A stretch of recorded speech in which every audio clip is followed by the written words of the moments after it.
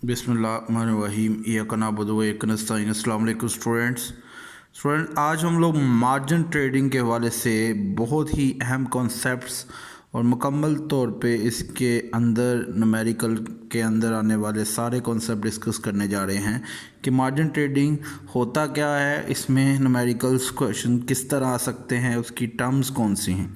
So first of all trading की मैं बात कर लेता हूँ। ट्रेडिंग क्या होते हैं आप जानते हैं, शेयर्स की लेन देन करना, शेयर्स को परचेज़ करना और फिर बेचना, ये बेसिकली ट्रेडिंग होती है। अब ट्रेडिंग के लिए आपको स्टॉक मार्केट भी अवेलेबल है, बहुत से ब्रोकर अवेलेबल होते हैं जहाँ से आप ब्रोकर से शेयर लेते हैं और आगे बेचते हैं डिफरेंट कंपनीज़ के। अब मार्जिन ट्रेडिंग क्या होता है, इम्पोर्टेंट बात, मार्जिन ट्रेडिंग आपकी ऐसी शेयर की लेन देन है, एक ऐसा अकाउंट है जिसमें आप इन्वेस्टमेंट, शेयर तो खरीदते हैं, इन्वेस्टमेंट तो करते हैं, बट इसमें सारा जो पैसा होता है वो आपका अपना नहीं होता। कुछ पैसा आपने लोन लिया होता है, उसको हम मार्जिन ट्रेडिंग कहते हैं। यानी शेयर्स हम जो ख़रीदते हैं, हमारा जो मार्जिन अकाउंट होता है स्टॉक एक्सचेंज में, या हम अकाउंट ओपन करवाते हैं जिसमें हम शेयर खरीदते हैं, तो मार्जिन ट्रेडिंग का मतलब हुआ कि हम जो इन्वेस्टमेंट कर रहे हैं वो सारी इन्वेस्टमेंट हमारी नहीं है। एग्जांपल देखें, टोटल इन्वेस्टमेंट एग्जांपल आपकी 1 लाख है। अब 1 लाख सारा आपका नहीं होगा, इसमें कुछ परसेंट आपका होगा और कुछ आपने लोन लिया होगा।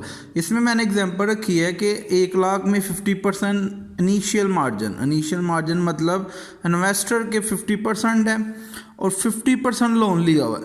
इसका मतलब क्या हुआ, 1 लाख में 50,000 इन्वेस्टर का है और 50,000 लोन लिया हुआ है। ठीक है, यानी 1 लाख रुपए के शेयर खरीदे हैं, उसमें 50,000 इन्वेस्टर का अपना था, 50% उसका था, 50% लोन लिया हुआ था। तो इसे मार्जिन ट्रेडिंग कहते हैं। यानी जो न्यूमेरिकल होगा वो इसी तरह ही होगा कि आपको सबसे पहले इन्वेस्टमेंट देखनी है कि कितनी इन्वेस्टमेंट है। ठीक है, अब इस न्यूमेरिकल्स में कौन कौन सी टर्म्स आपसे पूछी जाएंगी। सबसे इम्पोर्टेंट टर्म एक्चुअल मार्जिन, यानी आपसे कहा जाएगा एक्चुअल मार्जिन निकालें। ठीक है, वो एक्चुअल मार्जिन का फॉर्मूला क्या है, अमाउंट ऑफ इन्वेस्टर, जो इन्वेस्टर के पैसे हैं वो ऊपर रखेंगे, नीचे करंट वैल्यू ऑफ इन्वेस्टमेंट। यानी करंट वैल्यू आपको पता है, जैसे हमने 1 लाख रुपए का इन्वेस्टमेंट किया है तो हो सकता है कीमत कम हो जाए, बढ़ जाए, तो करंट वैल्यू इन्वेस्टमेंट नीचे मल्टीप्लाई बाय 100।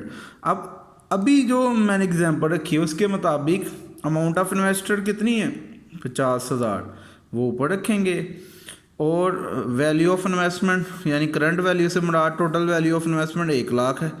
तो आप ये करें तो एक्चुअल मार्जिन कितना आ गया, 50%। तो 50% एक्चुअल मार्जिन है 1 लाख के ऊपर। अब हम आगे जाते हैं नेक्स्ट कंडीशन पे। अगर इफ़ इन्वेस्टमेंट डिक्रीज 90,000 देन, अब देखिए अगर इन्वेस्टमेंट डिक्रीज़ हो जाती है यानी 90,000 हो जाती है, 1 लाख से 90,000 हो जाती है, तो फिर क्या होगा, फिर एक्चुअल मार्जिन क्या होगा। फिर एक्चुअल मार्जिन दोबारा निकालते हैं। अमाउंट ऑफ इन्वेस्टर कितनी है, 40,000, वो कैसे, देखिए लोन हमने जो लिया था वो 50,000 है, वो तो कम नहीं होगा, लोन तो उतना ही रहेगा, तो 90,000 हो गए। इसका मतलब है इन्वेस्टर के जो 50,000 थे वो 10,000 कम हो गए, तो 40,000 हो गए। तो total current value of investment नीचे रखना है, पहले 1 लाख थी, अब 90,000 हो गई है। तो अगर आप इसको मार्जिन निकाल ले तो ये आ जाएगा 44%। तो इसी तरह आपने न्यूमेरिकल को सॉल्व करना है, एक्चुअल मार्जिन फाइंड करना है। फर्दर मैं बात करने जा रहा हूँ मेंटेनेंस मार्जिन को मैं बाद में बात करूँगा, दोबारा इन्वेस्टमेंट की मैं अब कीमत कम करने लगूँ। इफ़ इन्वेस्टमेंट डिक्लाइन $17, पहले 1 लाख था, फिर 90 हो गया, फिर 70,000। ठीक है, अब फिर हम मार्जिन चेक करने जा रहे हैं। देखिए अमाउंट ऑफ इन्वेस्टर अब कितनी रह गई है, 70,000 में 50,000 तो लोन था ना, तो 20,000 बाकी यानी बच गया वो इन्वेस्टर का है। तो 20,000 और नीचे करंट वैल्यू ऑफ इन्वेस्टमेंट 70,000 है, मल्टीप्लाई बाय 100, तो 28% आता है। अब यहाँ पे मेंटेनेंस मार्जिन क्या है ये समझना बड़ा ज़रूरी है।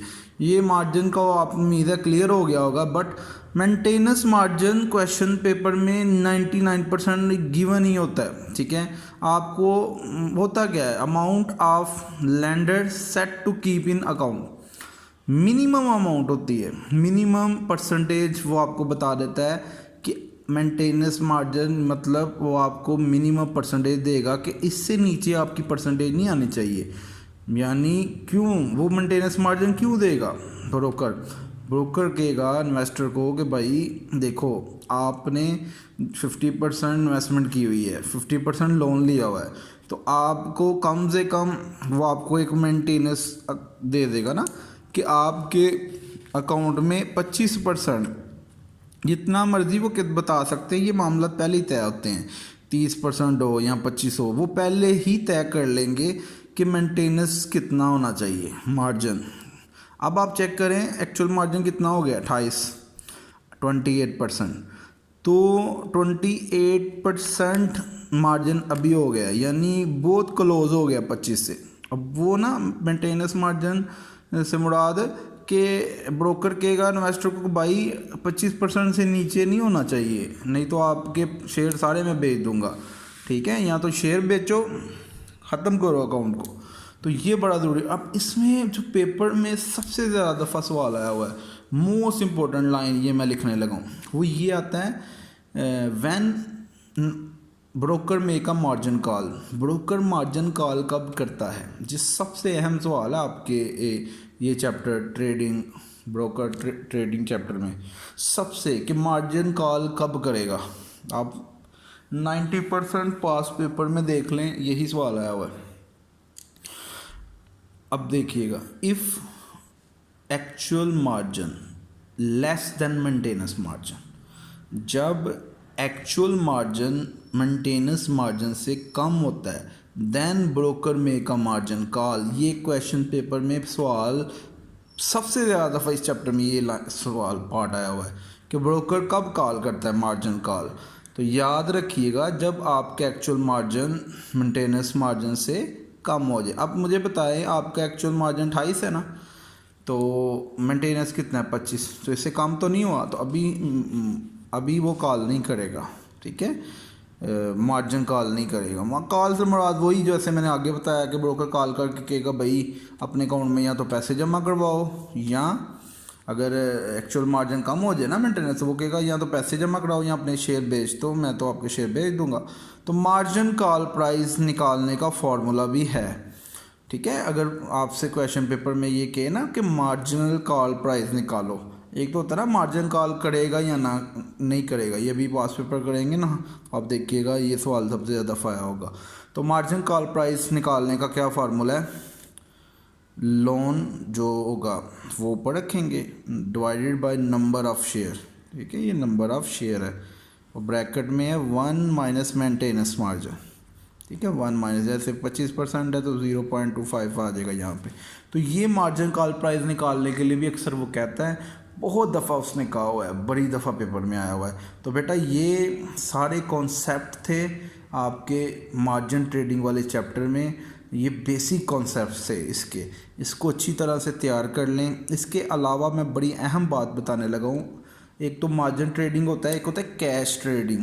कैश ट्रेडिंग में स्टूडेंट्स आपने क्या करना है, आपको सिंपल जो इन्वेस्टमेंट होगी वो, और उसमें कुछ फ़ी वगैरह आपको बताई होगी क्वेश्चन पेपर में, तो वो फ़ी वगैरह हमेशा लेस करनी है, ये याद रखना, इन्वेस्टमेंट में से फ़ी वगैरह लेस करना है, ठीक है। तो जो आपने इन्वेस्टमेंट की होगी उसमें से फ़ीस वगैरह लेस करेंगे।